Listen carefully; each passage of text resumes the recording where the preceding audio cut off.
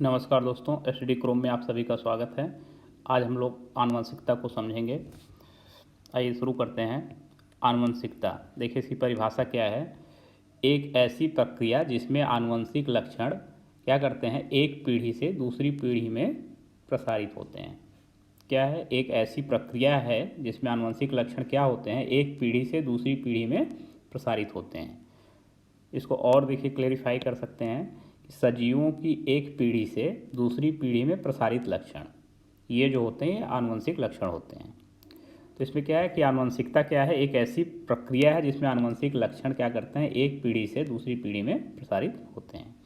देखिए आनुवंशिकी के जो पिता हैं ग्रेगर जॉन मेंडल, इन्होंने सर्वप्रथम इसके बारे में बताया था। ग्रेगर जॉन मेंडल ये ऑस्ट्रिया के थे और उद्यान मटर पर इन्होंने क्या किया था, आनुवंशिकी का प्रयोग सर्वप्रथम किया हुआ था। ये प्रश्न पूछा हुआ है।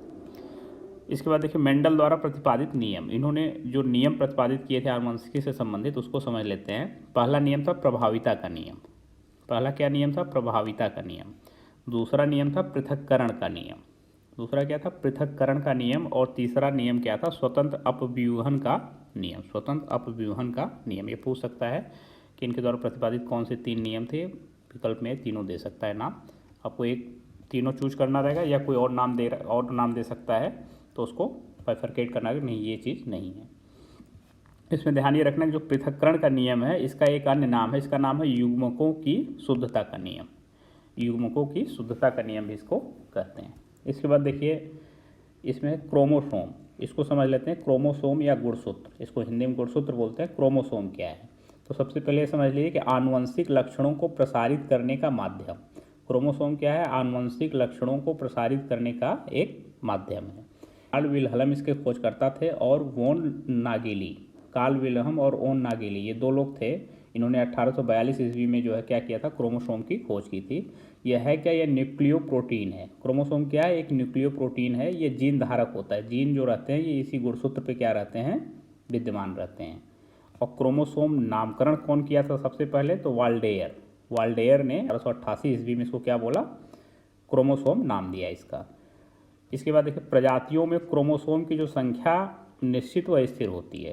तो जो क्रोमोसोम की संख्या है वो प्रजातियों में क्या रहती है, निश्चित रहती है और स्थिर रहती है। ये आपको ध्यान रखना है। इसके बाद देखिए हम लोग देखेंगे जीन को। जीन के बारे में देख लीजिए क्या है, आनुवंशिकता की मूलभूत इकाई है। जीन क्या है, आनुवंशिकता की एक मूलभूत इकाई है। आनुवंशिक लक्षण धारण करने वाली क्रोमोसोम पर स्थित डीएनए से बनी अति सूक्ष्म संरचनाएं। तो जीन क्या है, आनुवंशिक लक्षण धारण करने वाली क्रोमोसोम पर स्थित डीएनए से बनी अति सूक्ष्म संरचनाएं हैं। तो ये आपको ध्यान रखना है कि आनुवंशिक लक्षण जो धारण करता है वो जीन करता है, और ये क्या है, क्रोमोसोम पर स्थित रहता है और डीएनए से बनी ये क्या है, अति सूक्ष्म संरचना है। इसके बाद देखिए इसका नामकरण जो था ये विल्हेम जोहानसेन ने इसको 1909 ईस्वी में इसका नामकरण किया था। एक शब्दावली आती है जीनोम चित्रण।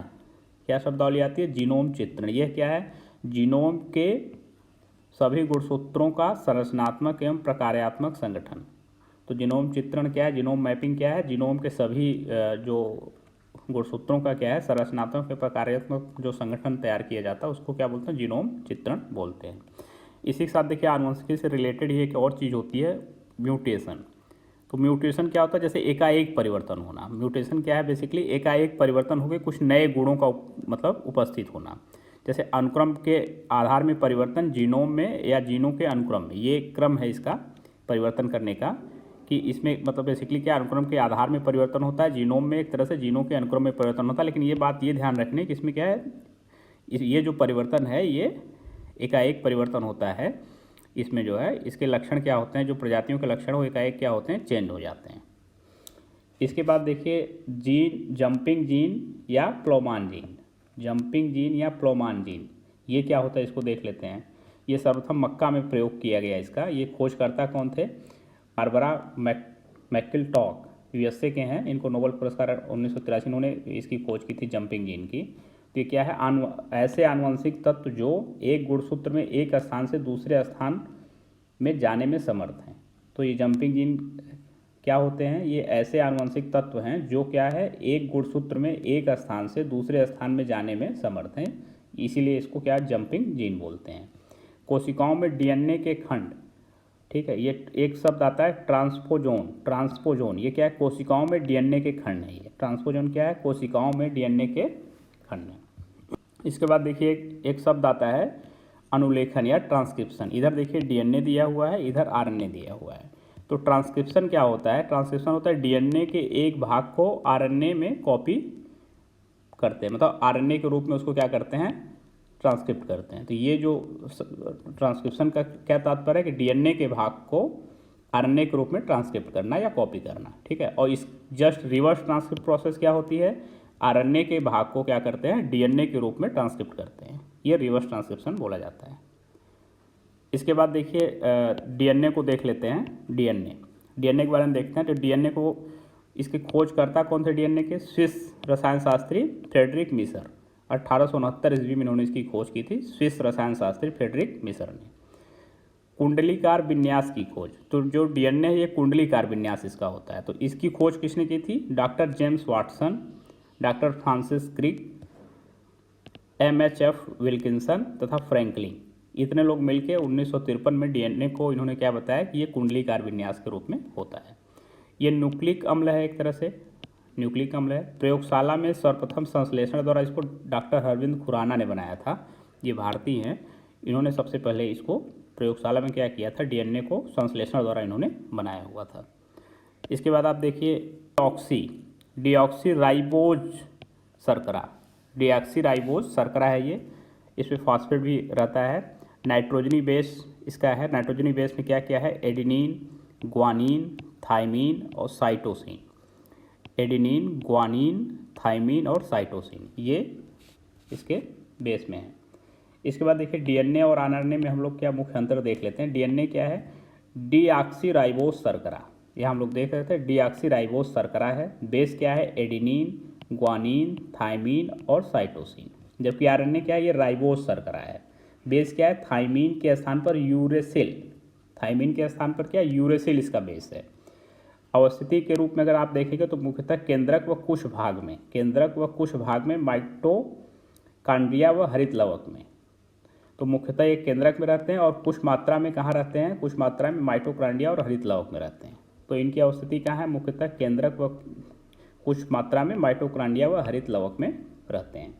इसके बाद आरएनए की अगर आप अवस्थिति देखेंगे तो केंद्रक एवं कोशिका द्रव्य दोनों में, केंद्रक एवं कोशिका द्रव्य ये दोनों में रहते हैं, ये आपको ध्यान रखना है।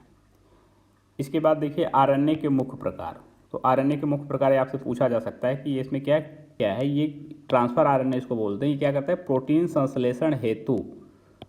संश्लेषण हेतु अमीनो अम्ल पर राइबोसोम को लाने का एक कार्य करता है। दूसरा क्या है? एमआरएनए क्या है? Messenger RNA. एम से मैसेंजर आरएनए केंद्रक के बाहर प्रोटीन संश्लेषण हेतु उपयुक्त अमीनो अम्ल को चुनने के लिए संदेश। तो इसका जो काम क्या रहता है? ये केंद्रक के बाहर प्रोटीन संश्लेषण हेतु उपयुक्त अमीनो अम्ल चुनने के लिए क्या करता है? संदेश देता है। इसको बोलते हैं एमआरएनए। इसके बाद देखिए आरआरएनए, ये क्या है? प्रोटीन संश्लेषण में सहायक होता है। राइबोसोमल आरएनए इसको बोलते हैं, राइबोसोमल आरएनए इसको बोलते हैं। देखिए इसके बाद देखिए जैव उर्वरक को समझ लेते हैं। जैव उर्वरक में देखिए क्या है? सबसे पहले दलहनी पौधे कौन कौन से हैं जो जैव उर्वरक का कार्य करते हैं, इनको देख लेते हैं। ये तो जड़ों से क्या करते हैं हम लोग जानते हैं कि ये जड़ों में क्या करते हैं? जड़ों से संश्लेषित करते हैं क्या? ये नाइट्रोजन स्थिरीकरण करने वाले जीवाणु होते हैं। इसमें इसकी जड़ों में क्या होते हैं? नाइट्रोजन स्थिरीकरण करने वाले जीवाणु होते हैं।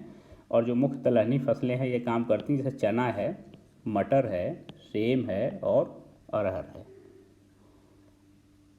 इसके बाद देखिए नाइट्रोजन स्थिरीकरण में सहायक जीवाणु। नाइट्रोजन स्थिरीकरण में जो सहायक जीवाणु हैं वो कौन कौन से हैं? तो इधर फसल दिया हुआ है और इधर जीवाणु दिया हुआ है। तो जैसे सोयाबीन में कौन सा पाया जाता है? Rhizobium japonicum. राइबोजियम जैपोनिकम ये जीवाणु किसमें पाया जाता है? ये सोयाबीन में पाया जाता है। तीन पत्तिया घास है। तीन पत्तिया घास में क्या है? राइबोजियम ट्राइफोली किसमें पाया जाता है?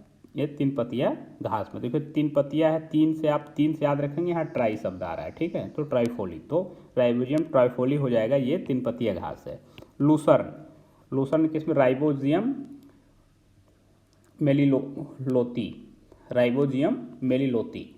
इसको याद करने का तरीका देखिए क्या है, इसमें भी ल आ रहा है और इसमें भी ल आ रहा है, तो आप इससे याद कर सकते हैं। ल यहाँ भी है और दो बार यहाँ भी ल आ रहा है, तो मैली लोती। इसके बाद देखिए जलीफर्म। जलीफर्म क्या है, एनाबीना एजोली। जलीफर्म क्या है, एनाबीना एजोली। एनाबीना एजोली जलीफर्म है। गुंडेरा मैक्रोफाइला। गुंडेरा मैक्रोफाइला जो फसल, इसमें क्या है, नोस्टोक मस्कोरम। नोस्टोक मस्कोरम इसमें जीवाणु है जो क्या करता है, नाइट्रोजन स्थिरीकरण करता है। इसके बाद देखिए जैव उर्वरक। जैव उर्वरक को समझ लेते हैं। जैव उर्वरक होता क्या है, यह क्या है, सूक्ष्म जीवों और जीवाणुओं से युक्त खाद है। बेसिकली ये पर्यावरण हितैषी है और नाइट्रोजन और फास्फोरस की उपलब्धता इसमें क्या रहती है, अधिक मात्रा में रहती है। खेतों में लाभकारी रहती है और सूक्ष्म जीव इसमें अधिक मात्रा में चूँकि पाए जाते हैं, तो इसलिए क्या होती है, लाभकारी होती है। इसके बाद जैव उर्वरक के अगर आप प्रकार देखेंगे तो इसमें एक तो नाइट्रोजन स्थिरीकरण करने वाले जो जैव उर्वरक हैं, इसमें क्या है, राइबोजियम, एजिटोबैक्टर, एजोस्पाइरिलम, एसिटोबैक्टर, नीली हरी शैवाल, एजोला। ये क्या है, ये नाइट्रोजन स्थिरीकरण करने वाले जीव इसमें मतलब जैव उर्वरक हैं। तो कौन कौन से हैं, राइबोजियम, एजिटोबैक्टर, एजोस्पाइरिलम, एसिटोबैक्टर, नीली हरी शैवाल और एजोला। इसके बाद क्या है, फास्फोरस को घुलाने वाले जो जैव उर्वरक हैं, इसमें कौन कौन से, बैसिलस है, स्यूडोमोनास है, एस्परजिलस है। एस्परजिलस, तो ये क्या करते हैं, ये सब क्या करते हैं, ये फास्फोरस को घुलाने का काम करते हैं। बैसिलस, स्यूडोमोनास और एस्परजिलस।